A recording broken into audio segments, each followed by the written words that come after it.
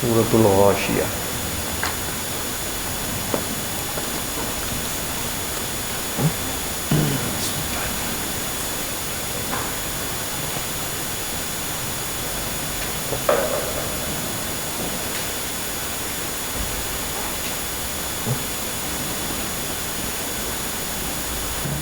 اعوذ باللہ من الشیطان الرجیم، بسم اللہ الرحمن الرحیم۔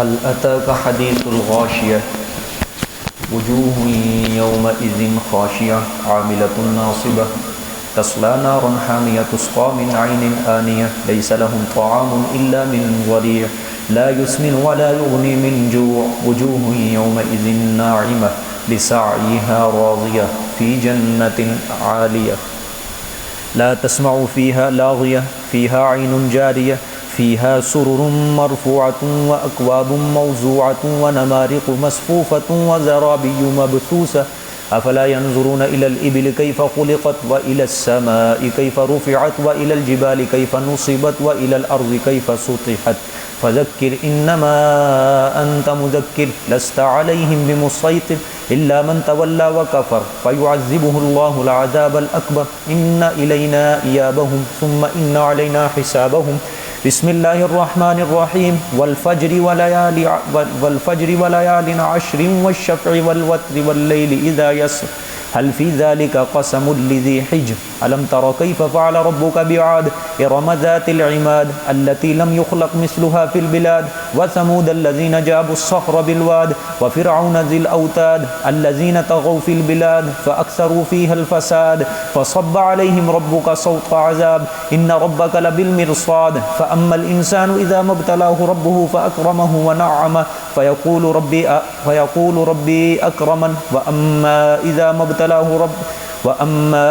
ما ابتلاه فقدر عليه رزقه فيقول ربي أهانن كلا بل لا تكرمون اليتيم ولا تحاضون على طعام المسكين وتأكلون التراث أكلا لما وتحبون المال حبا جما كلا إذا دكت الأرض دكا دكا وجاء ربك والملك صفا صفا وجيء يومئذ بجهنم يومئذ يتذكر الإنسان وأنى له الذكرى يقول يا ليتني قدمت لحياتي فيومئذ لا يعذب عذابه أحد ولا يوثق وثاقه أحد يا أيتها النفس المطمئنة ارجعي إلى ربك راضية مرضية فادخلي في عبادي وادخلي جنتي صدق الله العظيم۔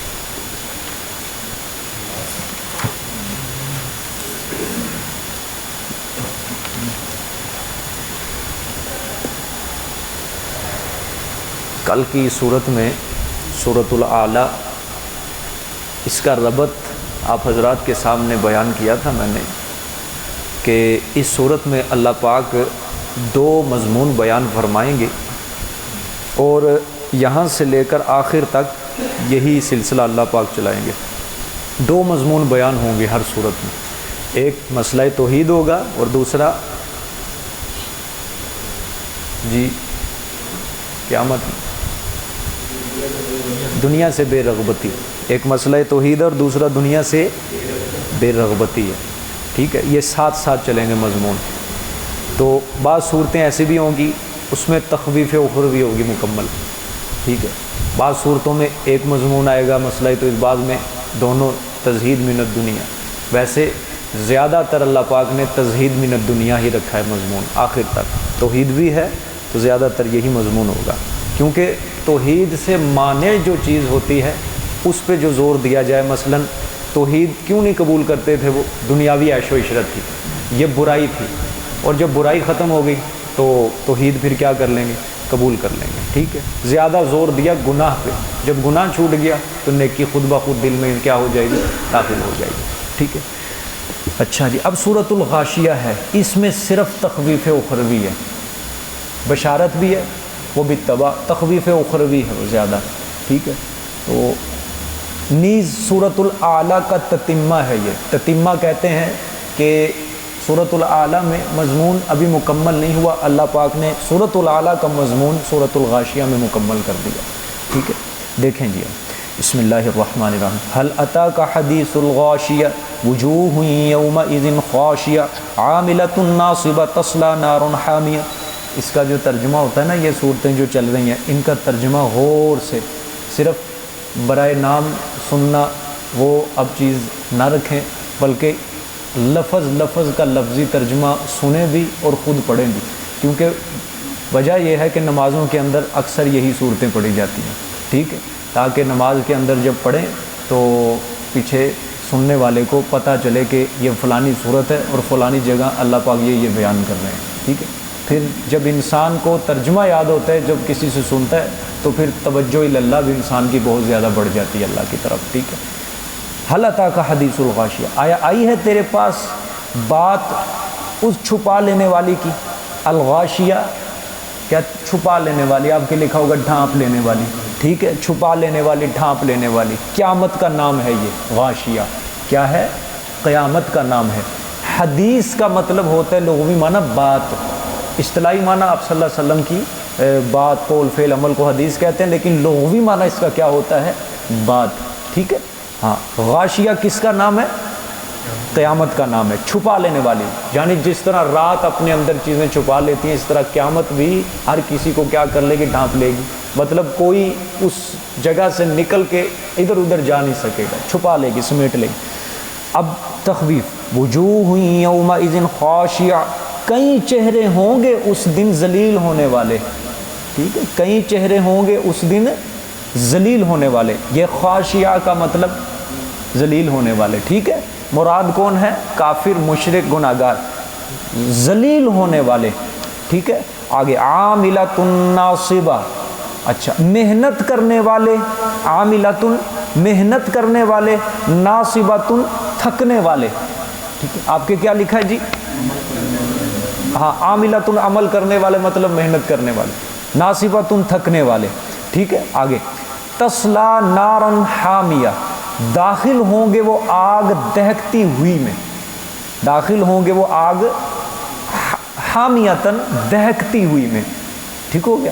اچھا، یہاں پہ دو تین باتیں سمجھنی ہیں، یہ آیت نمبر 1 سے لے کر نا وَزَرَابِيُّ مَبْثُوثَةٌ آیت نمبر 16 تک یہ ایک ہی چیز ہے۔ یہاں پہ قیامت کا مطلب، یہ غاشیہ جو ہے نا، غاشیہ ڈھانپ لینے والی، اسی کا بیان ہے کہ قیامت والے دن کچھ چہرے کیا ہوں گے؟ ذلیل ہونے والے، اور کچھ چہرے تر و تازہ ہوں گے، یعنی مومن اور مشرکوں کا ذکر ہوگا یہاں پہ، وَزَرَابِيُّ مَبْثُوثَةٌ تک، ٹھیک ہے۔ اب تفصیل ہے جی غاشیہ کی، وجوہ یومئذ خاشیہ، کہ کئی چہرے ذلیل ہونے والے ہوں گے، یعنی کالے سیاہ ہو جائیں گے، ٹھیک ہے۔ اب دیکھیں جب انسان کام کرتا ہے نا دنیا کے اندر بھی، پورا دن کام کرتا رہے، شام کو اس کا چہرہ کس طرح ہو جاتا ہے؟ سیاہی مائل۔ تو کافروں کے چہرے کیا ہو جائیں گے قیامت والے دن؟ سیاہی مائل ہو جائیں گے، کالے سیاہ ہو جائیں گے، ٹھیک ہے، جنہوں نے اپنے آپ کو برباد کیا۔ عاملۃ ناصبۃ، اب یہ دو صفتیں ہیں جی، محنت کرنے والے، تھکنے والے۔ عاملۃ محنت کرنے والے، تھکنے والے، کیا مطلب ہے؟ کافروں کو کہا گیا یہ محنت کرنے والے، تھکنے والے۔ دیکھو دنیا کے اندر کفار بھی عبادت کرتے ہیں، وہ بھی اللہ کی رضا جوئی کو کیا رکھتے ہیں؟ مقصود رکھتے ہیں۔ ہندوؤں کے جوگی ہو گئے، پنڈت ہو گئے، یہودیوں کے عالم ہو گئے، عیسائیوں کے پادری ہو گئے، وہ بھی عبادت کرتے ہیں، مقصود ان کا ہوتا ہے اللہ کی رضا جوئی۔ لیکن جس قسم کی وہ عبادت کرتے ہیں وہ اس قسم کی عبادت سے اللہ کی رضا کو نہیں پا سکتے، سمجھ آئیے؟ جس طرح کی وہ عبادت کرتے ہیں اس قسم کی عبادت سے وہ اللہ کی رضا کو نہیں پا سکتے۔ عیسائی جس طرح عبادت کرتے ہیں وہ اللہ کی رضا نہیں پا سکتے، یہودی جس طرح عبادت کرتے ہیں وہ نہیں پا سکتے، ہندوؤں کے پنڈت کرتے ہیں وہ اس طرح نہیں پا سکتے، سمجھ آ گئی ہے؟ تو فرمایا دنیا کے اندر تھک رہے ہیں، محنتیں کر رہے ہیں، ٹھیک ہے، لیکن ان کی محنتیں کیا ہیں؟ ساری ضائع، کوئی کام نہیں آئے گی ان کی، کوئی نیکی کام نہیں آئے گی، فضول میں محنت کر رہے ہیں۔ قیامت والے دن بھی اسی طرح فضول ہی کھڑے ہوں گے۔ حضرت عمر رضی اللہ تعالیٰ غالباً یہ ملک شام کا جب سفر کیا نا حضرت عمر نے، تو گئے وہاں پہ، وہاں ایک پادری کو دیکھا، عیسائیوں کا عالم تھا، اس کو دیکھا کہ وہ عبادت کر رہا ہے اپنے طریقے پر، رو رہا ہے، تھک رہا ہے عبادت کے اندر، چہرہ بگڑ گیا اس کا، ایسے عبادت کر رہا ہے خشوع و خضوع کے ساتھ اپنے لحاظ سے۔ حضرت عمر نے جب دیکھا، حضرت رو پڑے، آنکھوں میں آنسو آ گئے۔ لوگوں نے پوچھا حضرت رونے کی کیا وجہ؟ کہا کہ یہ اللہ کی رضا حاصل کرنے کے لیے اتنی عبادت کر رہا ہے، دیکھو کس طرح اپنا چہرہ اس نے بگاڑ لیا اللہ کے، لیکن جس طرح اللہ نے راضی ہونا ہے یہ وہ اس طرح عبادت نہیں کر رہا۔ تو پھر حضرت نے یہی آیت پڑھی تھی حضرت عمر نے، تسلا نارن حامیہ عاملۃ ناصبہ تسلا نارن حامیہ، یعنی تھکنے والے، محنت کرنے والے، تسلا نارن حامیہ، ٹھیک ہے، تو داخل ہوں گے وہ آگ دہکتی ہوئی کو، یعنی کر فضول محنت کر رہے ہیں لیکن وہ کار آمد نہیں ہے ان کی محنت، ٹھیک ہوگی۔ دنیا کے اندر کافر ہیں، دنیا کے اندر کئی کافر ہیں جو رفاع عامہ کے اندر اپنا پیسہ خرچ کر رہے ہیں، چرچ کے اوپر پیسے لگا رہے ہیں اپنے، لیکن وہ سمجھتے ہیں اس طرح اللہ راضی ہو جائے گا، لیکن اللہ اس طرح راضی نہیں ہوتا۔ اللہ تب ہی راضی ہوگا جب محمد کی شریعت کو قبول کرو گے، سمجھ آ گئی، صلی اللہ علیہ وسلم، سمجھ آ گیا۔ تسقا من عین آنیہ، پلائے جائیں گے وہ چشمے کھولتے ہوئے، آنیتن کھولتے ہوئے چشمے گرم پانی کے۔ سورۃ محمد صلی اللہ علیہ وسلم اس میں آیا کہ ایسے گرم پانی کے چشمے ہوں گے کہ انتڑیاں کیا ہو جائیں گی، نکل جائیں گی باہر، ساری بیڑا غرق ہو جائے گا جسم۔ لیس لہم طعام الا من ضریع، نہیں ہوگا واسطے ان کے طعام، کھانا، مگر جھاڑا کانٹوں والا، کانٹے دار جھاڑیاں یہ ہوں گی، ٹھیک ہے، خاردار جس کو کہتے ہیں گھاس، وہ ہوگی ان کے لیے، ٹھیک ہے۔ اچھا، یہ دنیا کے اندر بھی گھاس ہوتا ہے، یہ ہوتا ہے، یہ صحرائی علاقوں کے اندر زیادہ یہ گھاس اگتا ہے کہ کانٹے دار یہ گھاس ہوتا ہے جی، کسی نے دیکھا ہو شاید، کانٹے والا گھاس ہوتا ہے، یہ زمین کے اوپر لمبا بچھتا جاتا ہے یہ، اور اس کے اندر سے ایسی بدبو آتی ہے جانور بھی قریب نہیں جاتا اس کے۔ یہ تو دنیا والا گھاس ہے، یہ جو اللہ فرمائے نا ضریع، خاردار جھاڑی ہوگی یعنی گھاس ہوگا، تو جہنمیوں کے لیے اس سے بھی کئی اونچے درجے کا، یعنی کہ بہت زیادہ گندا غلیظ قسم کا گھاس ہوگا ان کے لیے۔ آگے لا یسمن ولا یغنی من جوع، جب یہ آیت اتنی نا لیس لہم طعام الا من ضریع، تو یہ ضریع جو گھاس ہے نا اونٹ کا پسندیدہ گھاس ہے، کیونکہ اونٹ کانٹے دار جھاڑی کو کھاتا ہے، یہ بڑے شوق سے کھاتا ہے۔ تو عرب کے لوگوں نے جب سنا، انہوں نے کہا اللہ یہ زری کھا کے تو ہمارے اونٹ فربا ہو جاتے ہیں، موٹے ہو جاتے ہیں، تو جہنم کے اندر کھائیں گے تو موٹے ہوں گے۔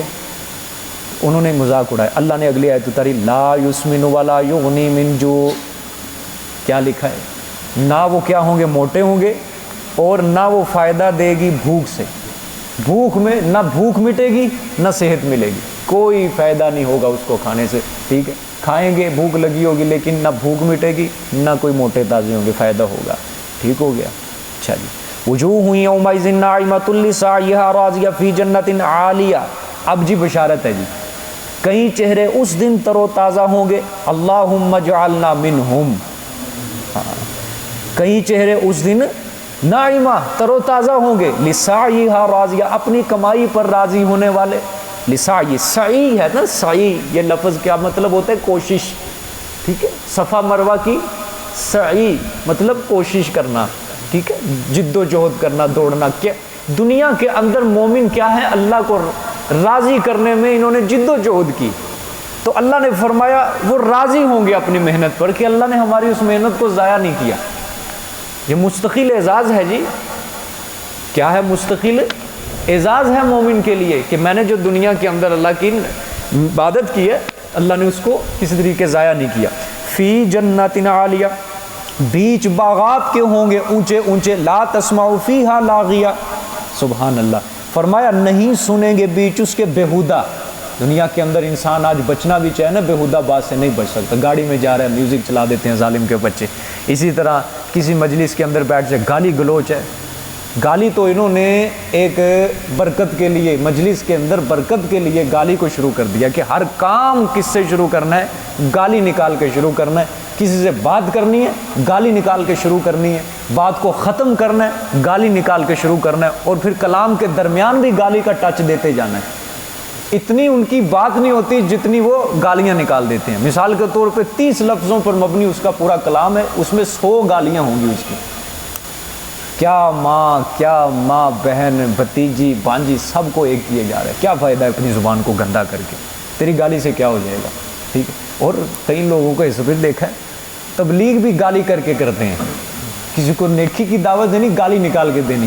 نماز کوئی نہیں پڑھتا، اس کو گالی نکالنی، پھر اس کو دعوت دینی تبلیغ کی. اب تو یہ اس کے اندر بھی شامل ہوتی جا رہی ہے بات. اللہ پاک محفوظ فرمائے سب. تو یہ بیہودہ بات، بے حیائی پہ اوپر مبنی باتیں جو ہیں نا، تو یہ انسان کو اپنی مجلس میں بالکل نہیں کرنی چاہیے. اس طرح اللہ ناراض ہوتا ہے.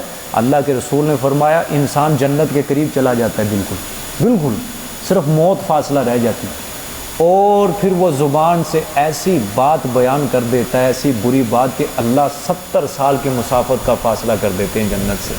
یعنی زبان کے اوپر اتنا سخت وعید اللہ کے رسول ہے. بالکل اس کو گندا استعمال نہ کرو.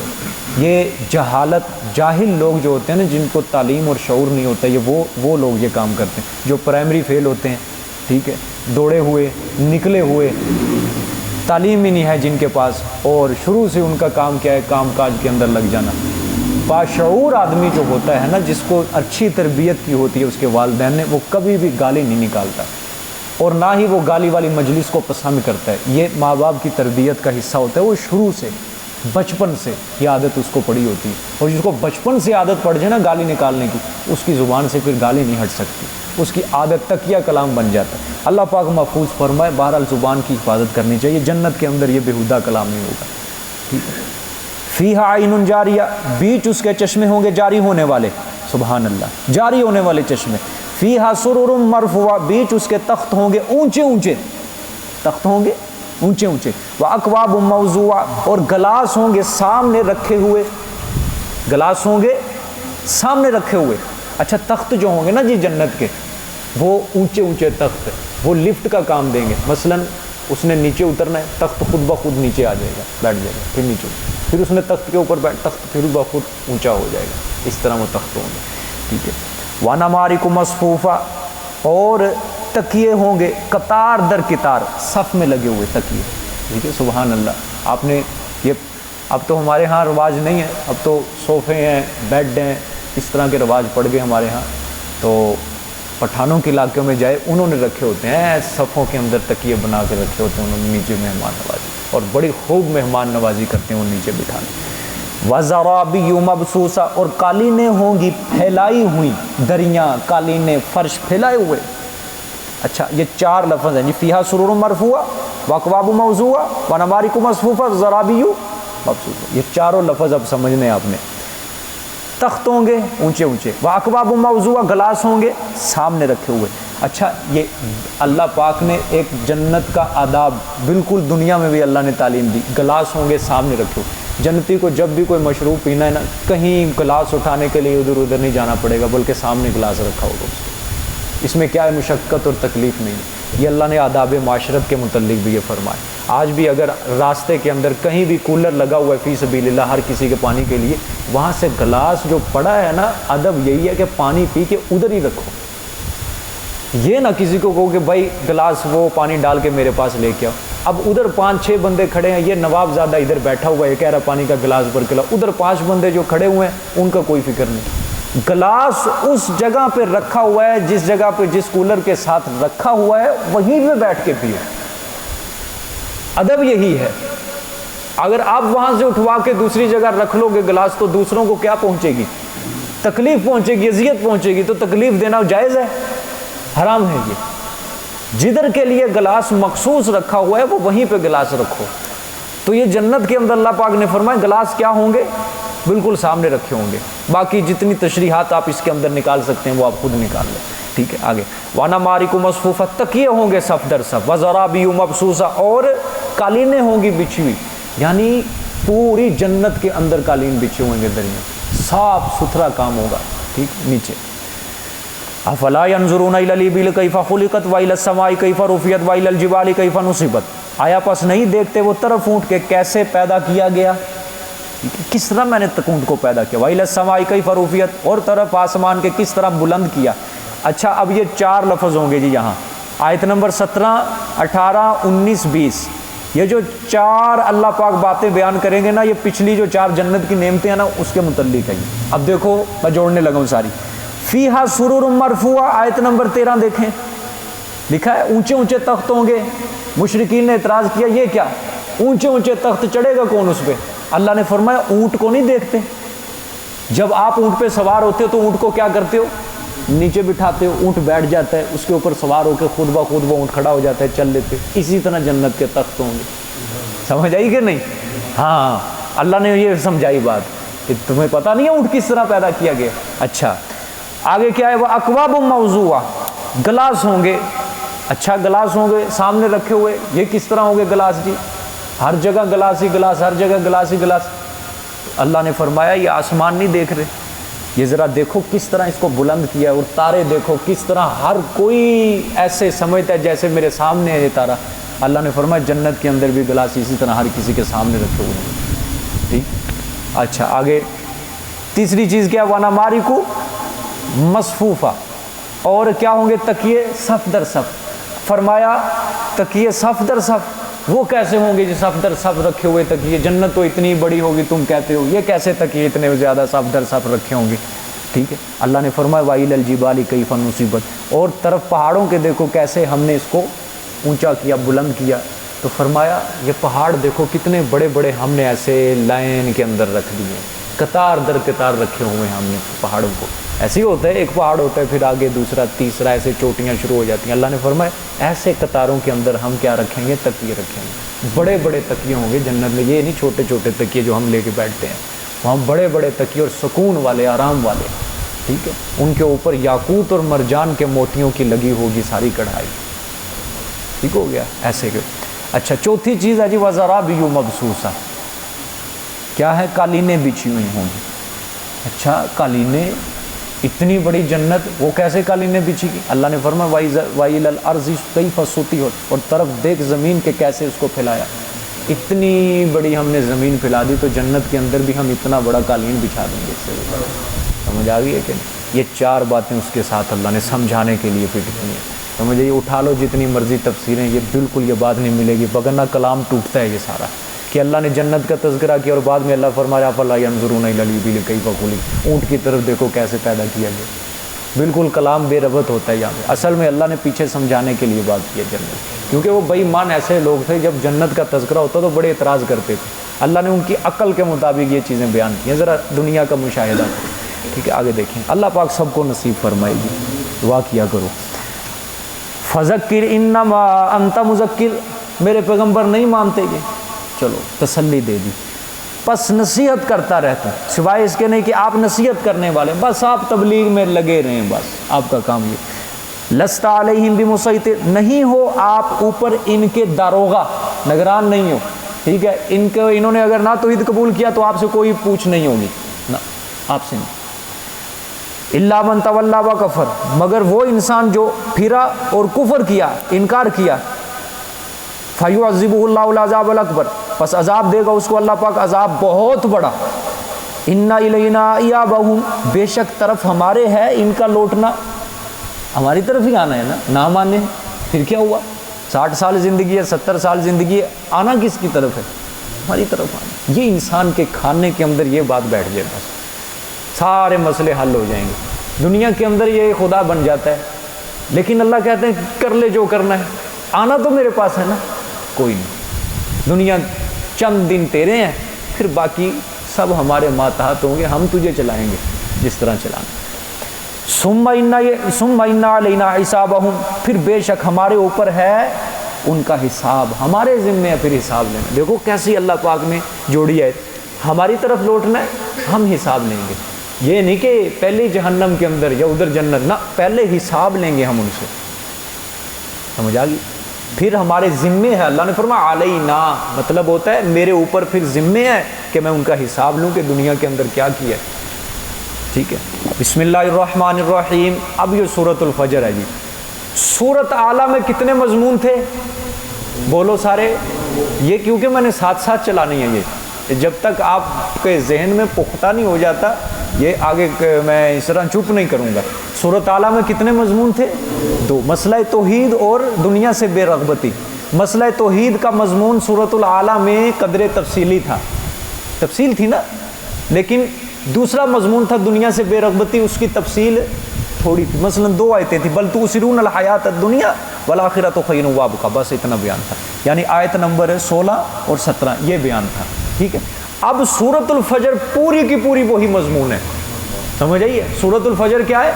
پورا دنیا سے بے رغبتی، پورے کا پورا مضمون دنیا سے بے رغبتی، کیونکہ وہاں پہ مضمون توحید کا تفصیل سے بیان کر دیا، اب یہاں پہ اللہ پاک وہ سورۃ الاعلیٰ کا دوسرا مضمون، میں نے کہا نا کسی صورت میں ایک آئے گا، کسی میں دونوں کٹھے، کسی میں دوسرا، کسی میں پہلا، کسی میں تخویف آئے گی، اس طرح یہ آخر تک چلے گا۔ اب دیکھیں جی، اللہ اکبر، والفجر، قسم ہے فجر کی، کس کی؟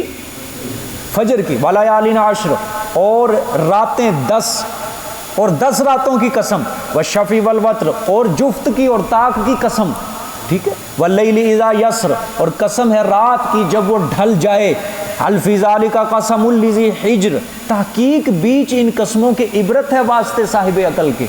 اللہ نے فرمایا جو میں نے قسمیں اٹھائی ہیں نا، ان کے اندر کیا ہے؟ عقل مند انسان کے لیے بڑی عبرت ہے اگر وہ سبق حاصل کرنا چاہے۔ کتنی قسمیں ہیں جی؟ والفجر 1، وَلَيَالٍ عَشْرٍ 2، وَالشَّفْعِ 3، وَالْوَتْرِ 4، وَاللَّيْلِ إِذَا يَسْرِ 5 قسمیں، 5 قسمیں اللہ نے اٹھائی، فرمایا 5 قسموں میں کیا ہے؟ عقل مند انسان کے لیے عبرت ہے بہت بڑی۔ اچھا جی اب سمجھو والفجر سے کیا مراد ہے؟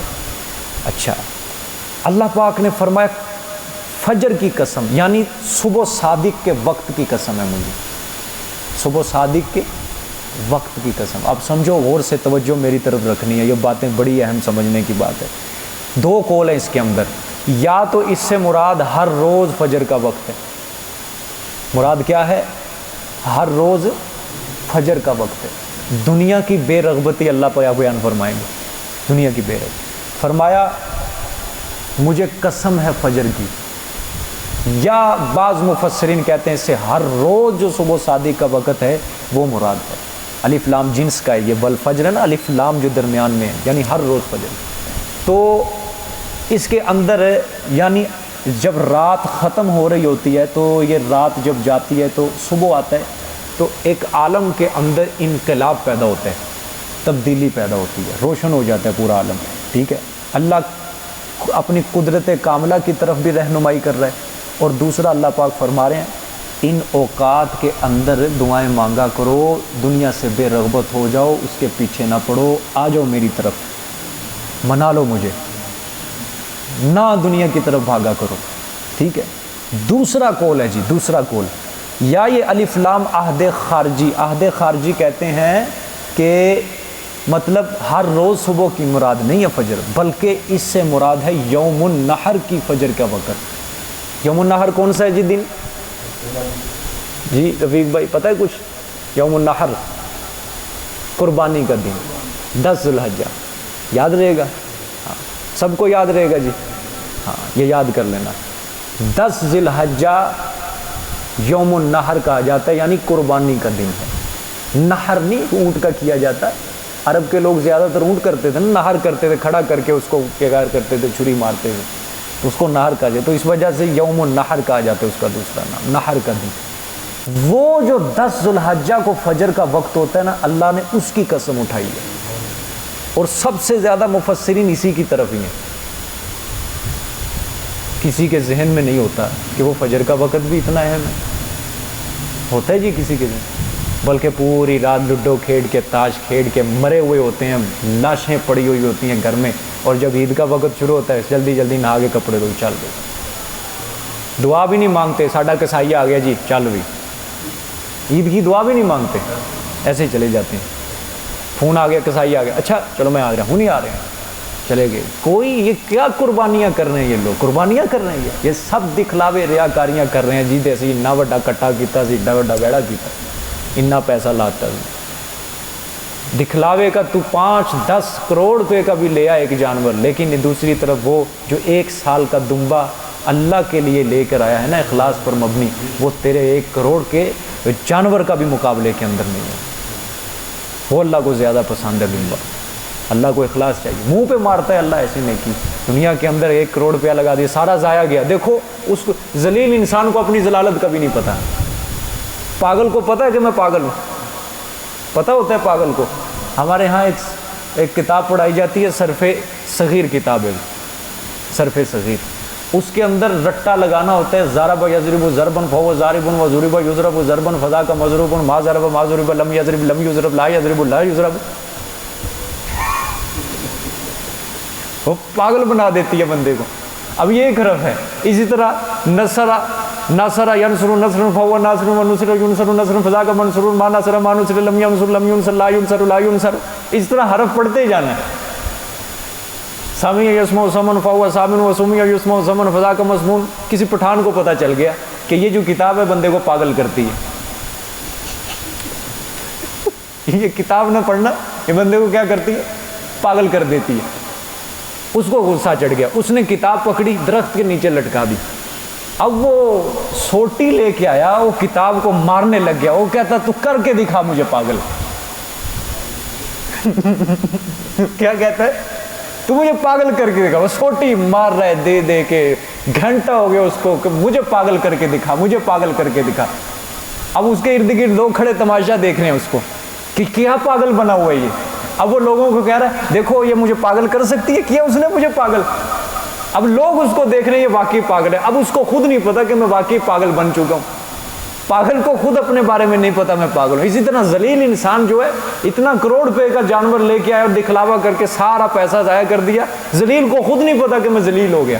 منڈیوں کے اندر گیا ذلیل ہونے کے لیے, 10 دن 20 دن ذلیل ہوا اور 1 کروڑ روپیہ بھی لگا دیا. کتنی محنت سے کمایا ہوگا اس نے, ٹھیک ہے, اور سارا ایک دکھلاوے کے اندر ضائع کر دیا. یہ ہوتا ہے جی, ذلیل انسان کو نہیں پتا ہوتا کہ میں ذلیل ہو رہا ہوں. یقین کرو پتہ اسی کو چلتا ہے جو اللہ نے مجھے جھٹکا دیا ہے. پتہ اسی کو چلتا ہے جو توبہ کر لیتا ہے اور جس کو اللہ حکمت اور سمجھ دے دیتا ہے. اس کو فوراً پتہ چل جاتا ہے اللہ کی پکڑ آئی ہے مجھے, وہ فوراً توبہ کر جھک جاتا ہے. اور جس کو نہیں نہ پتہ ہوتا چھڈو پنا یہ کرنا, وہ اس طرح لوگ ہوتے ہیں. ٹھیک ہے. اچھا, قسم اس سے مراد کیا ہے جی؟ یوم النحر کا دن. اللہ پاک فرمانا چاہتے ہیں کہ دیکھ لو یہ اسلامی دن ہوتا ہے نا, یہ یوم النحر کا دن. اللہ پاک نے فرمایا آ جاؤ میری طرف, توبہ کر لو, دعائیں مانگا کرو اس دن کے اندر, ٹھیک ہے, تو مجھے منا لو, چھوڑو دنیا کو. کہاں جا رہے ہو؟ یہ وہ فجر کا وقت مراد ہے. یاد رہے گا جی, آئندہ سال جب فجر کا وقت یوم النحر کے دن آئے گا تو سب کو بات یاد رہے گی. دعا مانگو گے سارے اس دن میں انشاءاللہ العزیز, ٹھیک ہے. یا اس سے مراد ہر روز فجر کی نماز ہے. ٹھیک ہو گیا. خلاصہ کلام اللہ نے فرمایا دیکھو کتنا مبارک دن ہے, کتنا مبارک دن ہے, خود اس پر شاہد ہے. تو یوم النحر اللہ پاک فرما رہے ہیں دیکھو یوم النحر ہے, تم جاؤ وہاں جا کے کیا کرو, دعائیں کرو. جہاں یوم النحر ہوتا ہے تو ادھر جا کے دعائیں مانگا کرو, اللہ کو راضی کیا کرو. ٹھیک ہو گیا. تو یہ انسان کو عاجزی کی طرف اللہ پاک دعوت دے رہے ہیں. آگے دیکھیں, وَلَيَالٍ عَشْرٍ, اور 10 راتوں کی, کیا 10 راتوں کی قسم. اب یہ کون سی 10 راتیں مراد ہیں؟ کسی نے پڑھا ہو جی کبھی؟ جی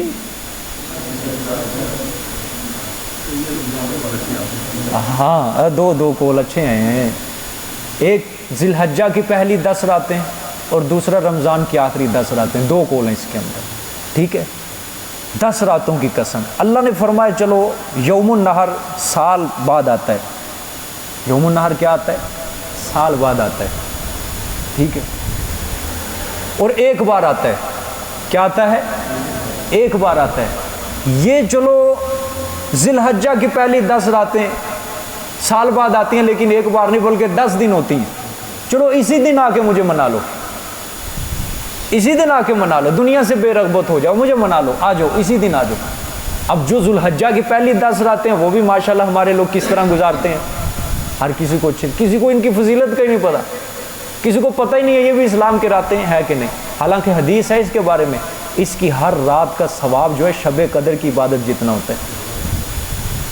اور یوم عرفہ کا جو روزہ ہوتا ہے نا, یوم عرفہ نہیں بلکہ ہر روز کا روزہ جو ہے, ایک روزہ جو ہوتا ہے اس کا وہ پورے سال کے روزوں کے برابر ثواب ملتا ہے.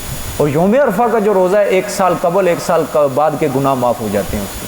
اتنی فضیلت والی راتیں ہوتی ہیں، لیکن نہیں توجہ دیتا انسان اس کی، سمجھتا نہیں یہ پہلی 10 رات بڑی اہم راتیں ہوئی، یا رمضان کی آخری 10 راتیں مراد ہیں جی، اس سے کوئی بھی لے لے، وہ بھی برکت والی ہیں، اور اس کے اندر شب قدر ہے، سبحان اللہ، وہ تو بہت زیادہ انتہائی برکت والی رات ہے، ٹھیک ہے۔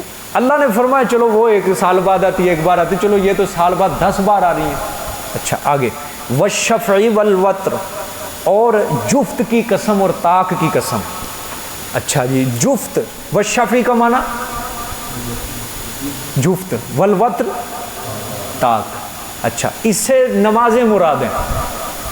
اللہ نے فرمایا چلو یوم النحر نہ صحیح سال بعد آیا، ایک بار آیا، 10 راتیں نہ صحیح سال بعد آتی ہیں، چلو نمازیں تو 5 وقت میں آ رہی ہیں نا روزانہ، اسی دن آ کے دعائیں مانگ کے مجھے منا لیا کرو۔ دیکھو کتنا دنیا سے بے رغبت کیا جا رہا ہے، سبحان اللہ، اسی دن یہ 5 وقت آتا ہے۔ وہ شفع سے جفت کون کون سی نمازیں ہیں؟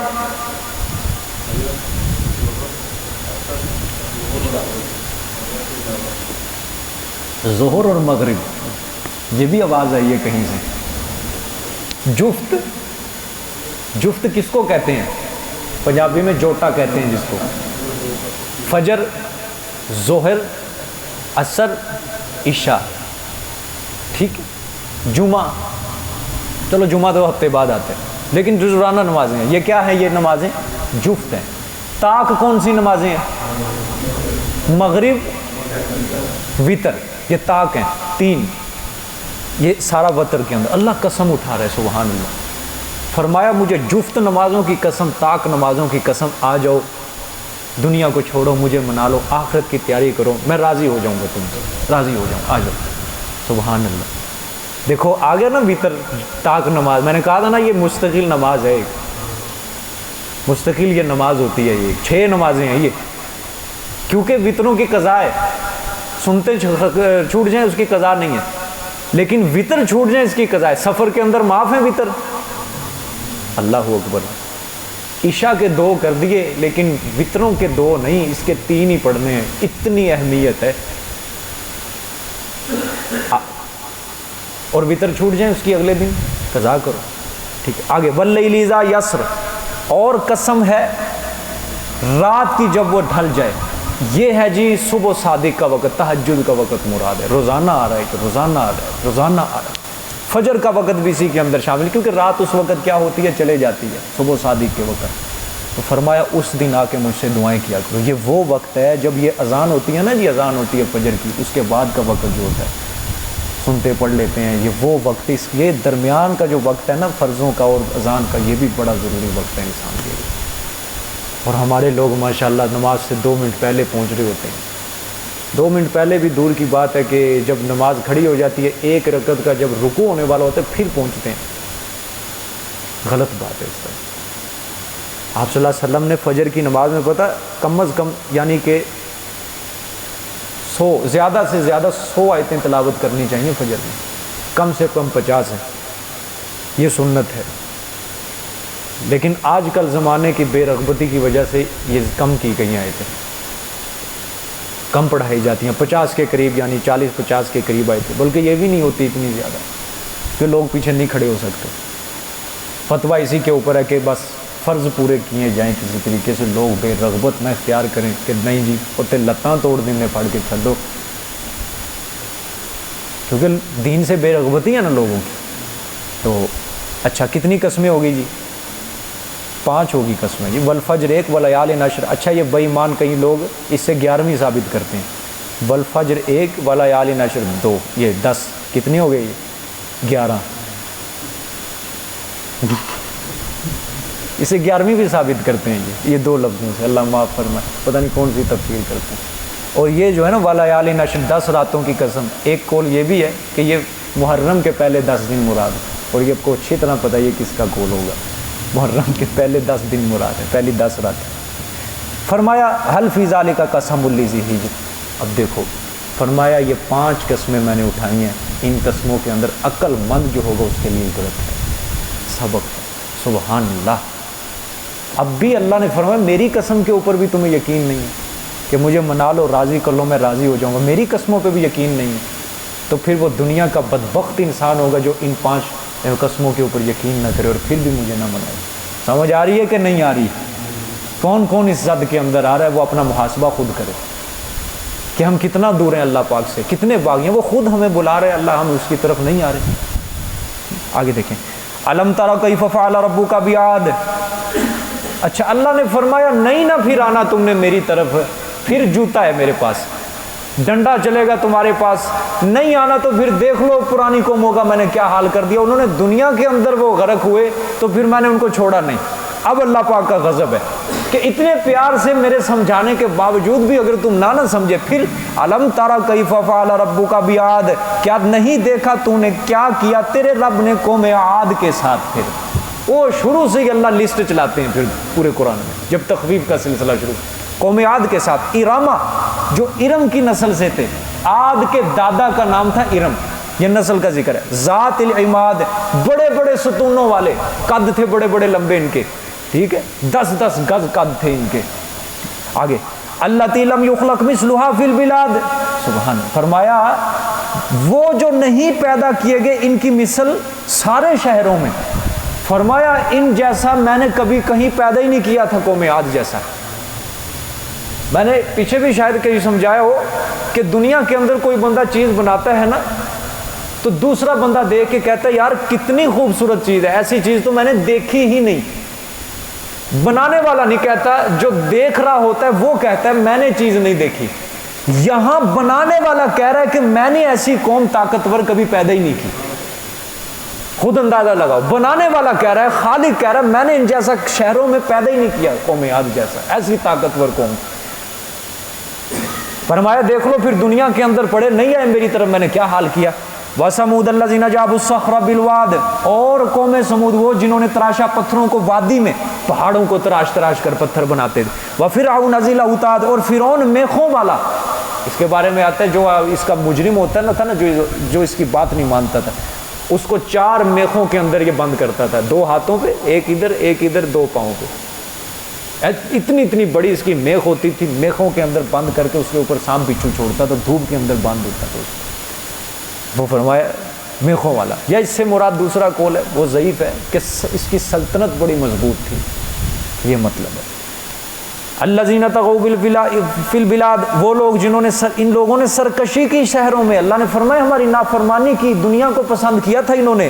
فاکثروا فی الفساد، پس بہت سے، ہاں وہ لوگ جنہوں نے سرکشی کی شہروں میں پس بہت کیا بیچ ان شہروں کے فساد، انہوں نے شہروں میں بڑا فساد کیا تھا، لیکن فصب علیہم ربک صوت عذاب، پڑھو جی ترجمہ، فصبا پس پھینکا اوپر ان کے ربو کا، تیرے رب نے، صوت عذاب، عذاب کا کوڑا، گندا عذاب، گندگی عذاب کیا۔ عذاب تو ویسے ہی بڑا اللہ پاک کا برا ہے، لیکن پھر صوتا کا مطلب ہوتا ہے کوڑا، گندگی، گندا عذاب ان کے اوپر پھینک۔ قوم سمود کے اوپر اندھیری چلی، قوم عاد کے اوپر اندھیری چلی، سمود کے اوپر زلزلہ آیا، فرعون غرق کر دیا گیا، ٹھیک ہے۔ ان ربک لبالمرصاد، اب اللہ نے یہاں اس قوم کو اللہ نے یہ مخاطب کیا، اللہ نے فرمایا یہ دیکھ لو حال قوم عاد، سمود اور فرعون، اب بھی اگر کوئی دنیا دار ہوگا نا جو مجھے چھوڑ کر دنیا میں پڑے گا تو ان ربک لبالمرصاد، بے شک تیرا رب البتہ منتظر ہے ایسے انسان کا، گھات میں ہے، گھات میں دیکھ رہا ہے کون مجھے چھوڑ کے کہاں جاتا ہے۔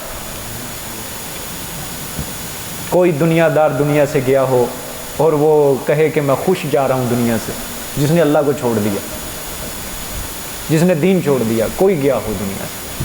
کوئی نہیں، ذلیل ہو کے اللہ دنیا سے لیا ہے، ٹھیک ہے۔ تاک میں اللہ نے فرمایا تیرا رب دیکھ رہا ہے ہر کسی کو، علم الہی مراد ہے یہاں پہ اللہ ہر۔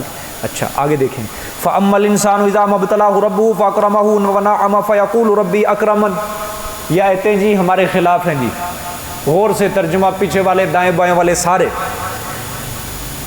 فَأَمَّا الْإِنسَانُ إِذَا مَا ابْتَلَاهُ، پس وہ آدمی جب کہ آزمائے اس کو اس کا رب، فَأَكْرَمَهُ، پس عزت دے اس کو، آگے وَنَعَمَ، اور نعمت دے اس کو، اللہ پھر اس کو عزت دے، نعمت دے، یعنی یہ بھی اللہ کا آزمانا ہوتا ہے نا، اللہ کسی کو عزت دے، نعمت دے، پھر فیقول ربی اکرمن، پھر وہ انسان کیا کہتا ہے؟ پس وہ کہتا ہے میرے رب نے مجھ کو عزت دی، میں پسند آ گیا ہوں اللہ کو. اچھا، وَأَمَّا إِذَا مَا ابْتَلَاهُ، اور وہ بندہ جب آزمائے اس کو، فَقَدَرَ عَلَيْهِ رِزْقَهُ، پس تنگ کر دے اوپر اس کے اس کا رزق. ٹھیک ہے، فَيَقُولُ رَبِّي أَهَانَنِ، پھر انسان کیا کہتا ہے؟ پس وہ کہتا ہے میرے رب نے میری توہین کی، ذلیل کر دیا. اس کا مطلب میں اللہ کے نظروں میں مردود ہوں جو میرا رزق تنگ ہو گیا. جی بھئی یہی چیز ہے نا آج. بولو سارے ہے کہ نہیں یہ چیز؟ ترجمہ میں پھر دوبارہ کروں تاکہ صحیح سمجھ آ جائے. سب نے ترجمہ پڑھ لیا ہے؟ ہاں، اب میں نے یہ آیتیں ذرا اچھی طرح سمجھانی ہیں کیونکہ یہ آخری بار یہ آیتیں ہیں. یہ قرآن میں بڑی بار مضمون گزرا ہے لیکن میں نے تفصیل نہیں کیا. اب میں تھوڑا سا اس کو آپ کے ذہن کی فراخی کے لیے، آپ کے دماغوں میں اچھی طرح بٹھانے کے لیے میں اس کو ذرا چلانے لگا ہوں، تھوڑی تشریح کرنے لگا ہوں. اللہ نے فرمایا کہ یہ انسان دیکھو، اس کی عقل دیکھو. جب میں دولت دیتا ہوں، پیسہ دیتا ہوں، رزق کی وسعت دیتا ہوں، نعمت دیتا ہوں، عزت دیتا ہوں، تو پھر یہ کیا کہتا ہے؟ فَيَقُولُ رَبِّي أَكْرَمَنِ، بلے بلے میں اللہ کو پسند آ گیا. نماز پڑھے نہ پڑھے، مسجد آئے نہ آئے، بس رزق مل گیا، بنگلہ کھڑا ہو گیا، اللہ نے مجھے عزت دے دی. سبحان اللہ. اچھا، جب میں اس پہ رزق کی تنگی کر دیتا ہوں پھر کیا کہتا ہے؟ لگتا چنگی نہیں کی رب نے ساڈے نال توہین کرتی، مردود ہو گئے. ٹھیک ہے، اس طرح پھر کہنے لگ جائے، نا امید ہوتا ہے پھر اللہ سے. ہے کہ نہیں سارے؟ یہ غور کرو، خدا کی قسم کر کے دکھائے کوئی نہ اس آیت کی آگے. اچھا، شاہ عبد القادر کا حاشیہ پڑھنے لگا ہوں. فَيَقُولُ رَبِّي أَهَانَنِ، یہ نیچے دیکھو، پس وہ کہتا ہے میرے رب نے میری اہانت کی. شاہ صاحب عبد القادر رحمۃ اللہ علیہ نے ادھر حاشیہ چڑھایا، یعنی اللہ پر الزام دیتا ہے، اپنے کرتوت نہیں دیکھتا. سمجھ آئیے؟ ہاں، اللہ پر الزام دیتا ہے، اپنے کرتوت نہیں دیکھتا. اب ذرا آؤ میرے ساتھ چلنا ہے، سورۃ الروم نکالو جی. سورۃ الروم،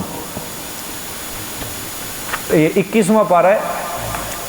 سورۃ الروم آپ کے نسخے میں ہے، سورۃ الروم 21واں پارہ، میرے خیال پہلی سورت ہے. نکل گئی جی. اس کی آیت نمبر ہے 41 نمبر آیت نمبر 41.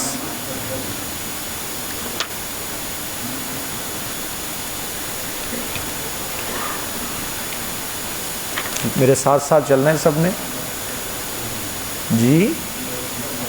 بس سورۃ روم کی آیت نمبر 41 نکال لیں، آسان.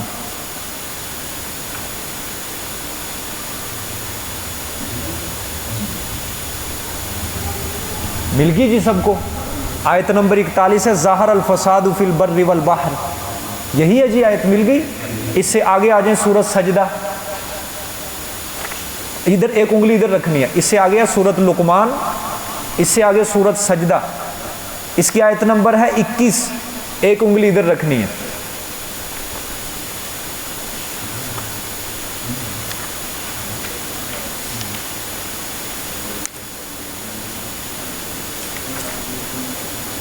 وَلَنُذِيقَنَّهُمْ،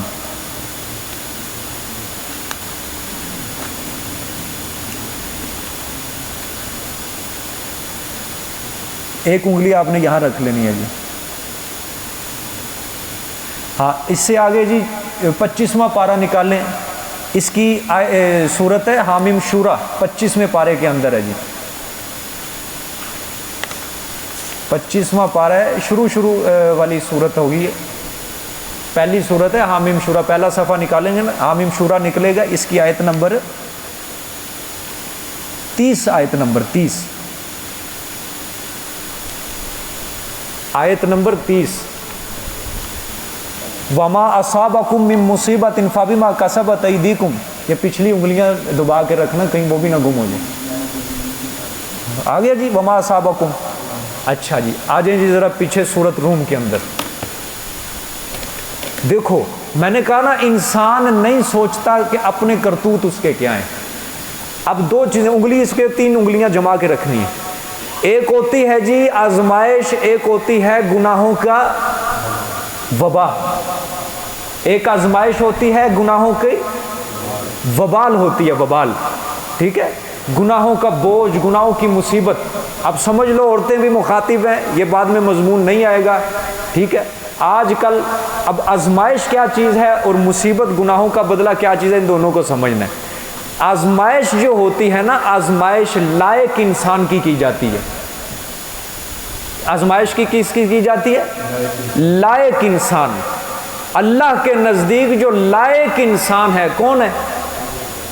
سب سے پہلے لائق کون ہے؟ بولو. نبی ہوتے ہیں نا. اللہ کے نزدیک لائق سب سے پہلے انبیاء ہیں جو اس کے سب سے نزدیک ہیں.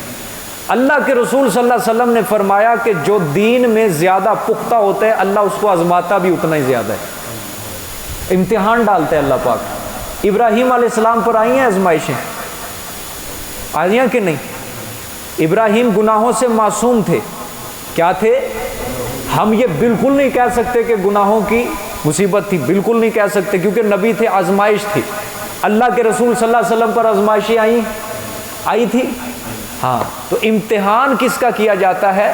لائق انسان کا. نالائق کو آزمائش میں مبتلا نہیں کیا جاتا. نالائق بندے کا امتحان نہیں لیا جاتا. ٹھیک ہو گیا؟ نالائق کے اوپر مصیبت ڈالی جاتی ہے. نالائق کے اوپر کیا آتی ہے؟ مصیبت آتی ہے. لائق انسان کا اصل امتحان ہوتا ہے کہ وہ پاس ہوتا ہے. ابراہیم پاس ہوئے، یونس پاس ہوئے، ایوب پاس ہوئے، موسیٰ پاس ہوئے، عیسیٰ پاس ہوئے، آپ صلی اللہ علیہ وسلم پاس ہوئے ہر امتحان میں. صحابہ کرام، صدیقین، شہداء، صالحین، جو اللہ کے نیک بندے ہوتے ہیں وہ آزمائش میں مبتلا ہوتے ہیں. آج کل کیا ہے جی، ہمارے لوگ ماشاءاللہ 14ویں صدی کے مسلمان، گھر میں LCD خراب ہو جائے یہ کہتے ہیں اللہ نے آزمائش میں مبتلا کر دیا. ان کے گھر کا فرش خراب ہو جائے وہ کہتے ہیں اللہ نے آزمائش میں مبتلا کر دیا. ان کی گاڑی کا ٹائر پنچر ہو جائے یہ کہتے ہیں اللہ نے ہمیں کس میں مبتلا کر دیا؟ آزمائش میں مبتلا. او بابا، تمہاری آزمائش کرنے کا اللہ کو کیا فائدہ؟ اپنی حیثیت کو دیکھو تم. اب ہمارے لوگوں کے اندر کیا ہے آج کل سب سے زیادہ بات کیا چل رہی ہے؟ جو بندہ اس کا مثال کے طور پہ تھوڑا سا رزق تنگ ہو گیا، تنگی آ گئی، پیسے کم ہو گئے، کوئی نقصان ہو گیا، وہ کہتا ہے یار رب ناراض ہو گیا ساڈے نال. کہتے ہیں کہ نہیں؟ اللہ کے نزدیک میں مردود بن گیا. اور جب رزق کی فراخی آ جائے تو پھر کیا کہتے ہیں؟ اللہ نے پسند آ گیا. او بے وقوف انسان، تو یہ کیوں نہیں سمجھتا کہ اللہ نے تجھ سے نمازیں چھین لی؟ اللہ کے نزدیک مردود اور مقبول کا معیار تم نے کیا بنا لیا ہے؟ اللہ کے نزدیک مقبول اور مردود ہونے کا معیار ہے اطاعت اور اطاعت محمد صلی اللہ علیہ وسلم. جو اللہ کی اطاعت کرے گا وہ مقبول ہے، جو اللہ کی اطاعت نہیں کرے گا وہ مردود ہے. تم نے رزق کو بنا لیا، دنیاوی آسائش کو بنا لیا کہ جس کے پاس کوٹھیاں، بنگلے، کاریں، مال، دولت، پیسہ وہ اللہ کے نزدیک مقبول ہے، اور جس کے پاس یہ نہیں ہے وہ اللہ کے نزدیک مردود ہے. یہ طاغوتی سوچ ہے، یہ شیطانی سوچ ہے. آج بھی کافروں کی یہی سوچ ہے، جا کے پوچھ لو. اور مسلمان یہ سوچ بنا کے بیٹھا ہوا ہے کہ جس کے پاس رزق ہے، گاڑی ہے، بنگلہ ہے، وہ اللہ کے نزدیک مقبول ہے. اور جو آپ کو سب سے بڑا نیک نظر آئے گا نا، یقین کرو سنت کا رسول، متبع سنت رسول کا، اللہ نے اس کو ظاہری بات دنیا تو نہیں دی. اس کو دیکھ کے لوگ کہتے ہیں یہ حقیر انسان ہے. مشرکین مکہ میں اور پھر ان کے اندر کیا فرق رہا ہے؟ ہر نبی کے ٹکر میں جو قوم آئی ہے اس نے اس نبی کو اور اس کے ماننے والے کو یہی تانا دیا کہ تم سب حقیر ہو، تم سب ضلالت میں ڈوبے ہوئے، تمہارے پاس تو دولت بھی نہیں، تمہارے ماننے والے سب کے سب رذیل ہیں، کم تر لوگ ہیں، ان کو اللہ نے دولت ہی نہیں دی. تو ہم اللہ کے نزدیک مقبول ہیں، دیکھو ہمارے پاس دولت ہے، پیسہ ہے. عورتوں نے بھی یہ بنایا ہوا ہے نا، آج کل یہی نظام ہے. سب سے زیادہ اس کام کے اندر عورتیں یہی کیونکہ اپنے مرد کا ذہن بنا رہی ہوتی ہیں.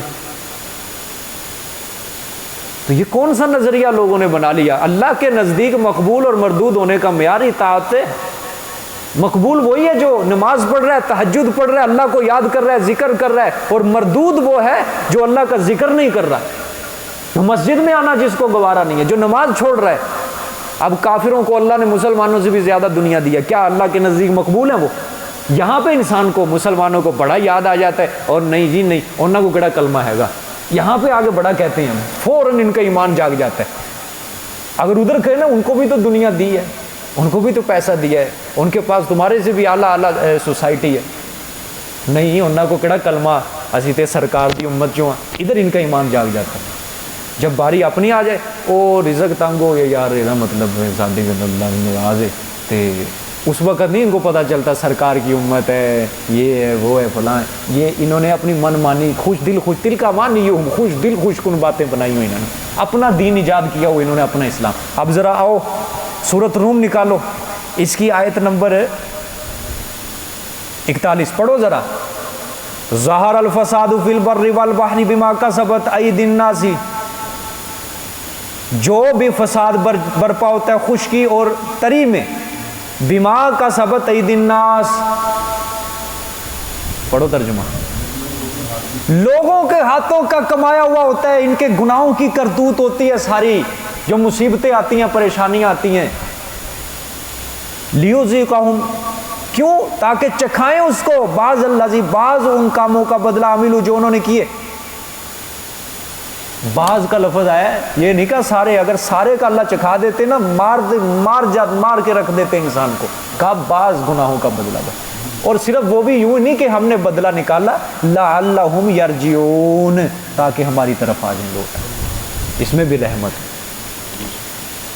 یہ نہیں دیکھتا کوئی کہ سابقہ زندگی میں گناہ کیے، فضول خرچیاں کی، کبھی اینیورسریوں کے اوپر حرام پیسہ لگ رہا ہے، کبھی مدر ڈے، کبھی فادر ڈے، کبھی اپریل فول، کبھی ویلنٹائن ڈے، کبھی مزدور ڈے، کبھی کشمیر ڈے، کبھی independence day, mother day, father day, son day, daughter day, birthday, اتنے ڈے، کبھی بسنت آ رہی ہے، شبرات آ رہی ہے، عید، چھٹیاں، اتنی فضول خرچیاں جو اس نے پیسہ اجاڑا، سود، رشوت، جھوٹ، جتنے سابقہ زندگی میں گناہ کیے، حرام کھا کھا کے خود بھی حرام، بچوں کو پیٹ پالا، وہ گناہ نہیں کوئی یاد کرتا، بس یہ فوراً اللہ کے اوپر الزام دھرنے لگ جاتے ہیں کہ جی اللہ نے ہمیں کیا کر دیا، اپنے سے دور کر دیا۔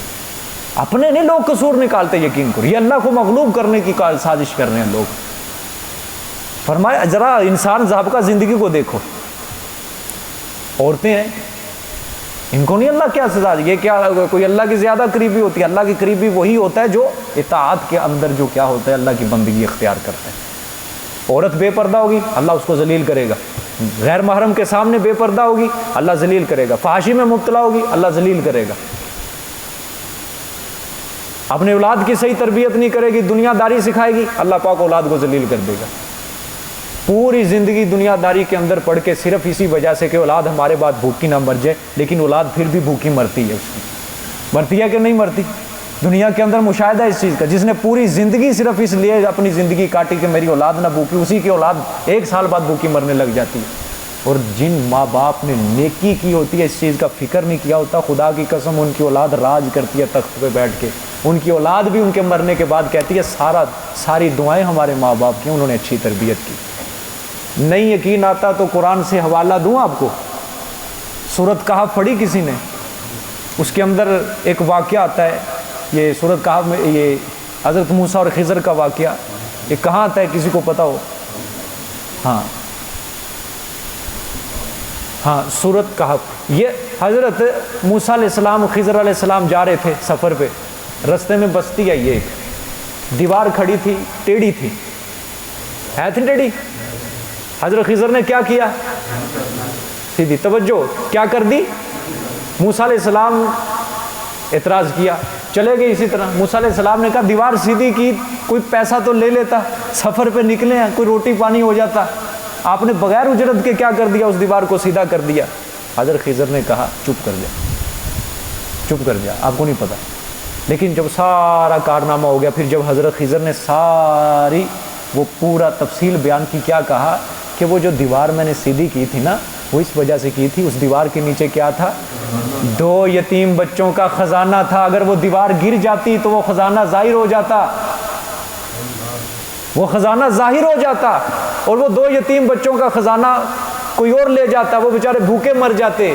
اور ان کے ماں باپ بڑے نیک تھے، اللہ نے ان کی نیکی کو دیکھ کر ان کی اولاد کے اوپر رکھا ہوا ہے کہ ان کی اولاد ذلیل نہ ہو۔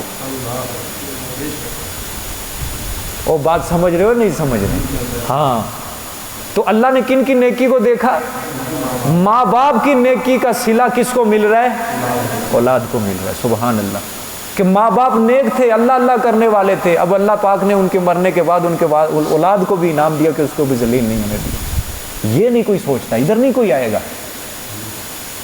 تو یہ کیا کہہ رہی ہے یہ آیت؟ جو بھی خشکی اور تری میں کوئی مصیبت، وہ تمہارے اپنے ہاتھوں کی۔ اگلی آیت نکالیں جی، سورۃ سجدہ آیت نمبر 21، وَلَنُذِيقَنَّهُم مِّنَ الْعَذَابِ الْأَدْنَىٰ دُونَ الْعَذَابِ الْأَكْبَرِ لَعَلَّهُمْ يَرْجِعُونَ، اور البتہ ہم ضرور چکھائیں گے تمہیں چھوٹے چھوٹے عذاب، دون العذاب الْأَكْبَرِ، ہاں بڑے عذاب کے علاوہ۔ بڑا عذاب وہ آخرت، اس سے پہلے پہلے چھوٹے، دنیا میں چھوٹے چھوٹے. کیوں؟ لعلہم یرجعون، تاکہ تم بڑے عذاب سے بچ جاؤ. ابھی میری طرف آ جاؤ، ابھی میری طرف آ جاؤ. کیا ہے جی؟ گناہ کی سزا مل رہی ہے کہ نہیں مل رہی؟ آگے چلو، سورۃ حامیم شورى. شاباش. یہ وما اصابکم من مصیبت، اور جو بھی تمہیں کوئی مصیبت پہنچتی ہے فبما کسبت ایدیکم، تمہارے اپنے ہاتھوں کی کمائی ہوتی ہے. ویعفو عن کثیر، اور بہت سے گناہوں کو معاف کر دیتا ہے. کیا مطلب بہت سے گناہوں کو معاف کر دیتا ہے؟ کوئی سمجھ آئی کسی کو؟ یہ حدیث میں ہے. اللہ کے رسول صلی اللہ علیہ وسلم نے فرمایا، ابو موسیٰ اشعری سے روایت ہے، فرمایا کہ اللہ دنیا میں کسی انسان کو اگر گناہ کی سزا دینا تو کچھ گناہوں کی سزا دیتا ہے، لیکن بہت سے گناہ اس کے یوں ہی معاف کر دیتا ہے. اگر آ جائے نا اللہ پاک سارے گناہوں کی سزا دینے لگ جائے تو انسان رہے نا، صرف تھوڑے سے گناہوں کی سزا دیتا ہے، وہ بھی لعلہم یرجعون، تاکہ واپس آ جائے، ہماری طرف آ جائے. تو اپنا قصور کیوں نہیں نکالتا انسان؟ آج ماشاءاللہ تم نے جو اتنے زیادہ فضول خرچیوں کے بنائے ہوئے ہیں، اب شادیوں کے سیزن آ رہا ہے، دیکھنا کیا فضول خرچی ہوتی. کنجریوں کے اوپر پیسہ لٹایا جائے گا، مہندی کا فنکشن الگ کیا جائے گا، فضول خرچی وہاں الگ کی جائے گی. برات کا فنکشن الگ ہو تو اس پہ زیادہ فضول خرچی، رسم و رواج.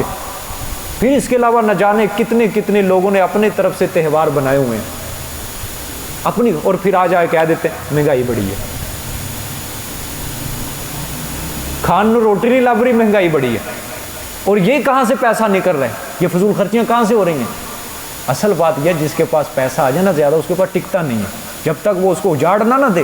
اور یاد رکھو اللہ نے قرآن میں فیصلہ سچ کیا، جو فضول خرچی کرے گا میں نے اس کے اوپر تنگ دستی پیدا کرنی ہے. کیونکہ ان المبذرین کانوا اخوان الشیاطین، فضول خرچی کرنے والا کس کا بھائی ہے؟ شیطان کا بھائی ہوتا ہے. سمجھ جاؤ میرے عزیز دوستو، کاش تم سمجھ جاؤ ان باتوں کو، خدا کے لیے تمہارا نظریہ بن جائے. ہم مدارس کے اندر پڑھتے تھے نا، مدرسے کے اندر، یقین کرو ہم کبھی پیپر دینا، کسی بچے نے کلاس میں فیل ہو جانا نا، کوئی ایک سیپلی آ جانے یا تھوڑے نمبر آ جانے، ہمارے استاد پتہ کیا کہتے تھے؟ وہ کہتے تھے تمہارے گناہوں کی سزا ملی ہے تمہیں. یہ نہیں کہتے تھے تمہاری تیاری ٹھیک تھی، تمہاری تیاری کم تھی، یہ نہ، تمہیں کیا ملی ہے سزا؟ وہ کہتے تھے اپنا قصور مانو، بس قصور مانو. ہمیشہ آج کل جس انسان کے اوپر مصیبت آئے گی، سب کا ماضی کے اندر کوئی ایسا گناہ ہوا ہے سرزد جو اللہ قرآن پاک کی آیتیں کہہ رہی ہیں، ہم تھوڑی کہہ رہے ہیں. ہوتا ہے اس طرح. توبہ کرتا ہے کوئی نہیں آتا توبہ کی طرف. تو پھر اللہ نے کس طرح گناہ مٹانے؟ اسی طرح پھر اللہ نے فرمایا والا نذیقنہم دون العذاب الادنی ودون العذاب، کہ تمہیں ضرور بھی ضرور چھوٹے چھوٹے مصیبتیں دنیا میں دیں گے، ضرور بھی ضرور، تاکید کا صیغہ والا نذیقنہم. بات سمجھ میں آ رہی ہے؟ اور یہ بھی یاد رکھو، گھر کا نظام، گھریلو نظام کبھی تھوڑا بہت اجڑ جائے، تباہ ہو جائے تو خدا را اللہ کے اوپر شکوے مت باندھنا، قصور اپنا نکالنا. اللہ معاف کرے کبھی ہو جائے اس طرح.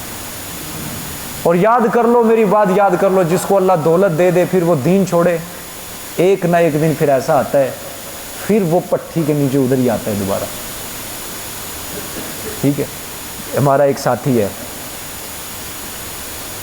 بڑا اللہ پاک نے اس کو نوازا، بڑا ہی نوازا، دولت دی اللہ پاک نے. میں اس کو درس کی دعوت دے تھک گیا، لیکن آ نہیں رہا. وہ کیا ہے؟ بس یہی بہانہ کہ دنیا داری ہے جی، آ نہیں سکتے، ہم آ نہیں سکتے. ہے بھی فارغ، آنا نہیں. اچھا اب تھوڑا سا چھٹکے شروع ہو گئے ہیں. میں نے کہا ان قریب انشاءاللہ آپ درس میں آنے والے ہمارے، نہیں سمجھے؟ ان قریب آپ ہمارے پاس آنے والے ہو انشاءاللہ. یہ کیا بات ہوئی؟ اللہ یہ نہیں قرآن میں بیان، جب نعمتیں دیتے ہیں ہم سے منہ موڑ لیتے ہیں، اور جب مصیبت آتی ہے پھر لمبی لمبی دعائیں کرتے. یہی تو تکبر پیدا کرتی ہے دنیا انسان کے دل میں، دین سے دوری کرتی ہے انسان. یہی تو انسان کو سمجھ نہیں آتی. تھوڑی سی اس کو لاکھ کے نوٹ نظر آنے لگ جائے نا، مہینے میں 5 لاکھ کے نوٹ نظر آنے لگ جائیں، بس وہ گیا. وہ کہا وہ اللہ راضی ہو گیا، ہون کی پڑھن کی ضرورت ہے. اپن جو مقصد ہی مطلب وہ تو حل ہو گیا، نکل گیا، چھڈو پرا ہون کی کرنا. تو سمجھ لو میرے عزیز دوستو، جب بھی کوئی پکڑ آ جائے نا، تو سمجھ لو کوئی نہ کوئی گناہ ہوا ہے سرزد. اپنے آپ کو فرشتہ مت سمجھنا، کیونکہ فرشتہ کیا ہے؟ وہ گناہ سے پاک ہے. فرشتہ نہیں سمجھنا، نبی نہیں سمجھنا، گناہ گار انسان سمجھنا ہے. تو اللہ کیا پتہ تمہارے گناہوں کو جھاڑنا چاہتا ہے، موت سے پہلے تمہیں گناہوں سے پاک کرنا چاہتا ہے اللہ پاک. قصور ماننا ہے خدا کے لیے، قصور ماننا ہے. سمجھ آ رہی ہے کہ نہیں بات؟ 15 سپارے ہوئے تھے نا، کسی کو یاد ہو کہاں تقریب ہوئی تھی جب مکمل ہوئی تھی؟ جمعے کا دن رکھا گیا تھا نا، میں نے کھڑے ہو کے یہاں پہ اعلان کیا تھا. کسی کو یاد ہو کہ جب قرآن پاک ختم ہو، قرآن پاک ختم ہو اپنے آپ کو سنوارنا ہے. آپ نے کہی تھی میں نے چند باتیں، کسی کو یاد ہو؟ اپنے آپ کو سنوارنا ہے ہر کسی نے. اب کیونکہ موڈ ذرا بدل چکا ہے، آزمائشوں کا سلسلہ اب شروع ہو چکا ہے. اللہ پاک اب ذرا دیکھیں گے انسان کو کہ اب یہ اس کے اوپر قرآن کا رنگ آ رہا ہے یا نہیں آ رہا. میں نے اس وقت یہ کھڑے ہو کے، مجھے ابھی تک یاد ہے، میں نے یہی بات، اپنی صحبت اپنی مجلس کو بدل لو ابھی، یا رڑ جائے گا یا تر جائے گا. آپ اپنی نسبت اب آپ کی بدل چکی ہے، قرآن والی ہو چکی ہے. اب آپ نے اپنی نسبت کیا رکھنی ہے؟ صرف قرآن جو کہہ رہا ہے آپ نے وہ ماننی ہے. رشتہ دار جو ادھر ادھر کے کہہ رہے ہیں نا، دوست بچپن کے، نہ وہ ادھر نہیں اب جانا. اب نسبت بدل گئی، اب تشخص آپ کا تبدیل ہو چکا ہے. اب تشخص آپ کی نسبت اللہ، تشخص آپ کا توحید ہے، تشخص آپ کا قرآن پاک ہے. اب جو قرآن کہتے ہیں اس کی مانو، جو رشتہ دار کہتے آ رہے ہیں وہ اس کی بالکل چھوڑ دو. چند دن پہلے ایک ساتھی آیا تو میرے پاس، یقین کرو، اس نے مجھے، میں عمرے کی دعوت دی، اس کو کلاس کا ہی بندہ تھا، پریشان بڑا، دعا کرو جی میرے لیے، میرا بھی کوئی سبب لگ جائے، دعا کرو میرے لیے. کہتا اچھا بلا میرا ارادہ بنا تھا، لیکن اس طرح ہے بھی اچھا، صوم و صلات کا پابند، نیک صالح. میں نے کہا ایک وظیفہ دوں گا، میری شرطیں ہوں گی، شرط آپ نے پوری کرنی ہے، انشاءاللہ چند دنوں کے اندر اللہ پاک کرم فرمائے. 15 دن کیا، 20 دن کیا، آ کے آیا خوشخبری، کہتا الحمدللہ اللہ پاک نے مجھ پہ کرم نوازی کی، میرا بندوبست ہو چکا ہے، اب میں تیار ہوں، اب میں تیار ہوں. تو بھائی گناہ چھوڑنے پڑتے ہیں، گناہ چھوڑنے پڑتے ہیں اللہ کو راضی کرنے کے لیے. یہ نہیں کہ پوری رات گناہ میں صرف کر دی، صبح فجر کی نماز کے بعد اللہ سے مانگنا شروع کر دیا، یہ بھی دے دے، یہ بھی دے دے، یہ بھی دے دے، اور پھر نا امید ہو کے نکل جانا، میری تو دعا ہی نہیں قبول کرتا اللہ، میں کی کرنا نا مسجد دے وچ. یہ کون سی بات ہے؟ یہ کون سا اسلام بنایا، یہ کون سا دین بنایا ہوا ہے؟ یہ کون سی محمد صلی اللہ علیہ وسلم کی تعلیمات ہیں؟ یہ دین کا بیڑا غرق کر رہے ہیں یہ لوگ. سارا یہ کام وہ خراب کرتے ہیں جنہوں نے کبھی قرآن نہیں پڑھا، جنہوں نے کبھی حدیث رسول صلی اللہ علیہ وسلم کا مطالعہ نہیں کیا. اللہ پاک دین کی صحیح سمجھ نصیب فرمائے جی سب کو. تو بہرحال یہ میں نے باتیں آپ کو سمجھانی تھی. تو خدا را آپ قرآن پاک پڑھنے والے، آپ یہ باتیں اپنے ذہن میں ضرور رکھا کرو. یہ قرآن کہہ رہا ہے کہ نہیں کہہ رہا؟ جب اللہ عزت دیتا ہے، نعمت دیتا ہے، پھر کہتا ہے بلے بلے اللہ پاک نے مجھے قبول کر لیا. اور جب تھوڑا سا رزق میں تنگی کرتا ہے، پھر کہتا ہے توہین کر دے، توہین کر رہا ہے اللہ، توہین کر رہا ہے، توہین کر رہا ہے.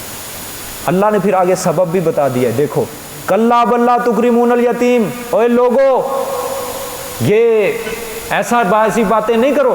فرمایا ہرگز نہیں، بلکہ نہیں تم عزت کرتے یتیم کی. خرچ کرنا تو دور کی بات، تم تو اس کی یتیم کی عزت بھی نہیں کرتے.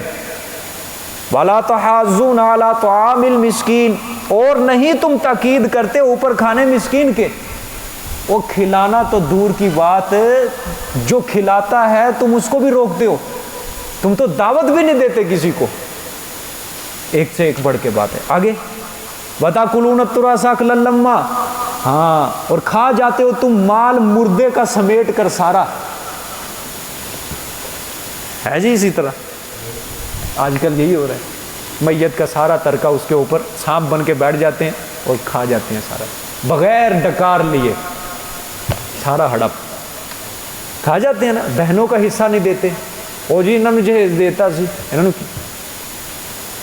یاد کر لو، اگر آپ میں سے بھی کوئی ایسا انسان ہے، کوئی ایسا بندہ بیٹھا ہوا ہے، میں اس سے گزارش کرتا ہوں، اگر اس کے والدین نے اس کو، آپ کی بہنوں کو حق نہیں دیا، وہ آپ کے پاس حق ہے، دے دو واپس. ابھی اپنی آخرت برباد نہ کر لینا، ابھی ان کا حق واپس دے دو ان کو، بہنوں کو.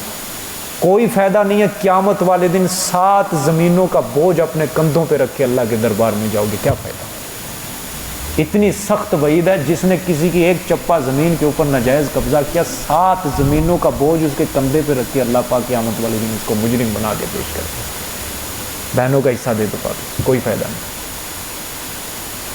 اپنی آخرت سیدھی کرو، کچھ نہیں لے کے جانا قبر میں، کچھ نہیں لے کے جانا، کوئی فائدہ نہیں۔ آج کل تو بزرگ مرتے وقت کہتے ہیں پتر او زمین دے نہ دیں کسی نو، میرے مرن تو بعد اتنے بہ جانا، وہ بھی وصیتیں کر کے جاتے ہیں الٹی سیدھی۔ چلو میں نے تو قبر میں ذلیل ہونا ہے جا کے، تم نے بھی قبر صحیح نہیں کرنی، تم نے بھی ذلیل ہونا ہے۔ اللہ معاف فرمائے۔ وَتُحِبُّونَ الْمَالَ حُبًّا جَمًّا، فرمایا اور پیار کرتے ہو تم مال کو، محبت کرتے ہو تم مال سے بہت زیادہ۔ حُبًّا جَمًّا، کیا مال سے، دنیا سے تم محبت کرتے ہو، تم مجھ سے محبت نہیں کرتے، تمہیں اللہ سے محبت کرنی چاہیے تھی، تم نے دنیا سے محبت کی، مال سے محبت کی، اس وجہ سے تمہارے اوپر مصیبتیں آتی ہیں، پریشانی آتی ہیں۔ ہو گئی بات کلیئر جی؟ پوری ہوگی بات؟ اللہ نے فرمایا مصیبتیں میں نہیں بھیجتا، تمہارے اپنے ہاتھوں کا کرتوت ہوتا ہے۔ کیا؟ نہ یتیم کو کھانا کھلاتے ہو، نہ مسکینوں کو کھاتے ہو، تم مردے کا مال سارا کھا جاتے ہو، اور دنیا سے تم ٹکا ٹکا کے محبت کرتے ہو، نہیں پتہ حرام سے آ رہا ہے، نہیں پتہ حلال سے، کھائی جا رہے ہو، تمہیں فکر ہی نہیں ہے، جاؤ پھر مصیبتیں ہی نازل کروں گا میں تمہارے اوپر۔ دیکھو اللہ صاحب بات کہہ دی ہے، ہمارا قصور کیوں نکالتے ہو؟ اللہ نے فرمایا نہیں تھوڑی توہین کی ہے، تم آپ خود اس طرف آ رہے ہو۔ ٹھیک ہے، جزاک اللہ، کل انشاءاللہ پڑھیں گے جی۔ الحمدللہ رب العالمین والعاقبۃ للمتقین والصلاۃ والسلام علی سید الرسل وخاتم الانبیاء۔ اللہم صلی علی سیدنا و مولانا محمد وبارک وسلم۔